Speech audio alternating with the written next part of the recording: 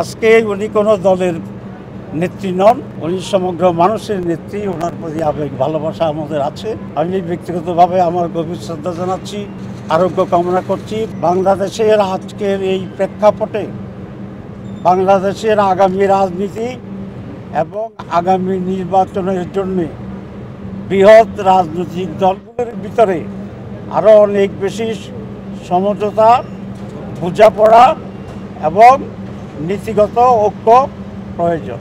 আমি ব্যক্তিগতভাবে এই সাক্ষী দিতে পারি, বেগম জিয়া একান্তভাবেই একজন দেশপ্রেমিক নেত্রী ছিলেন, গণতান্ত্রিক নেত্রী ছিলেন। ওনার আপসহীন রাজনীতির কারণেই বিগত 15 বছর যেভাবে দেশটা ভারতীয় দখলে গিয়েছিল তার অনেক আগে চলে যেতে পারত।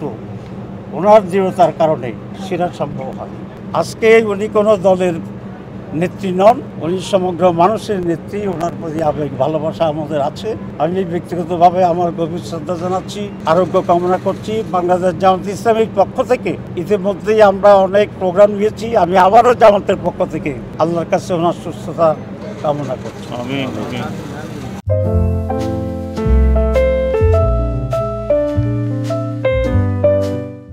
আজকে দেশের এই অবস্থাতে জাতীয় রাজনীতি এবং আগামী নির্বাচনের ব্যাপারে বৃহৎ দলগুলোর ভিতরে আরো অনেক বেশি বোঝাপড়া প্রয়োজন। আপনারা এটা কোট করবেন, আমি রিপিট করছি। বাংলাদেশের আজকের এই প্রেক্ষাপটে বাংলাদেশের আগামী রাজনীতি এবং আগামী নির্বাচনের জন্য বৃহৎ রাজনৈতিক দলগুলোর ভিতরে আরো অনেক বেশি সমঝোতা, বোঝাপড়া এবং নীতিগত ঐক্য প্রয়োজন।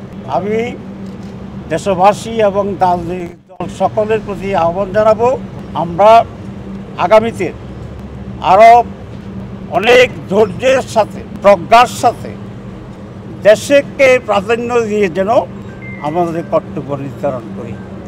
আল্লাহ আমাদের সবাইকে তৌফিক দান করুক। ধন্যবাদ। ডাক্তার বলেছে কিছুদিন আমাকে রেস্টে থাকতে হবে, মুভ করা যাবে না।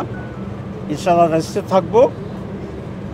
এর মাঝে যতটুকু দেশ আপনাদের সাথে যোগাযোগ করা সম্ভব এবং সামাজিক বন্ধুদের সাথে সেই যোগাযোগ থাকবে। আপনাদের মাধ্যমে দেশবাসীর প্রতি আবার কৃতজ্ঞতা। আসসালামু আলাইকুম ওয়া রাহমাতুল্লাহ।